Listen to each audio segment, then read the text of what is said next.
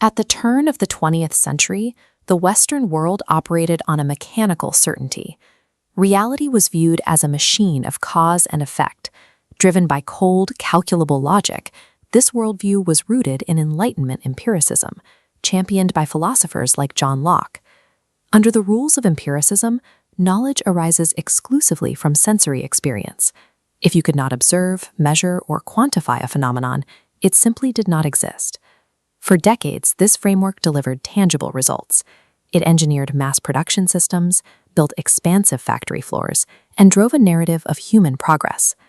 Then came the mechanized slaughter of the First World War. The identical empirical science that promised progress had engineered artillery shells and poison gas. In the aftermath of the war, the promise of rational stability collapsed, leaving a profound vacuum of meaning. The broader modernist literary movement responded to this collapse by embracing skeptical relativism. Writers fractured their language and deconstructed narratives, reflecting a broken world through an intentionally disjointed realism. The Irish poet William Butler Yeats rejected this approach. While his peers dismantled structure to mirror the chaos of the times, Yeats sought an absolute, unifying architecture to hold the universe together. He found that architecture in the 3rd century. Yeats began a rigorous study of Plotinus, a philosopher from antiquity who developed an intricate metaphysical framework known as Neoplatonism. Yeats avoided the vague occultism of his contemporaries. He adopted Plotinus's rigid architecture of reality to completely re-signify poetic discourse and replace Lockean science altogether. Plotinus's engine relies on emanation. Reality cascades downward from the first hypostasis, the One. It overflows to generate the divine mind, which splits into thought and object. This creates the all-soul, whose terrestrial half projects downward, shattering unified energy into fragmented empirical matter. In Plotinus's engine, physical reality is simply the furthest, weakest, and most fragmented ripple of an original, perfect source. To reverse this downward gravity, the Plotinan mystic executes an upward ascension back to the source, known as epistrophe. To climb this ladder, the individual must systematically strip away the empirical ego, dissolving all sensory attachments and the illusion of an isolated self. The core mechanism driving this upward momentum is a philosophical concept called anamnesis. Anamnesis is the act of philosophical recollection.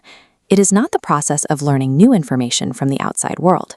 Rather, it is the soul actualizing latent, innate memories of the perfect divine forms it knew before it was trapped in a physical body. The catalyst that triggers anamnesis is pure beauty. When a person observes true beauty in the earthly realm, it acts as a spark, awakening the soul's dormant memory of the divine mind.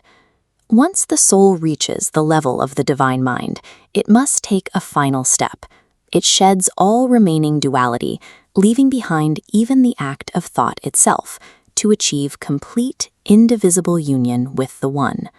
The ultimate victory condition for classical Neoplatonism is absolute ego death and a total, permanent escape from the physical world.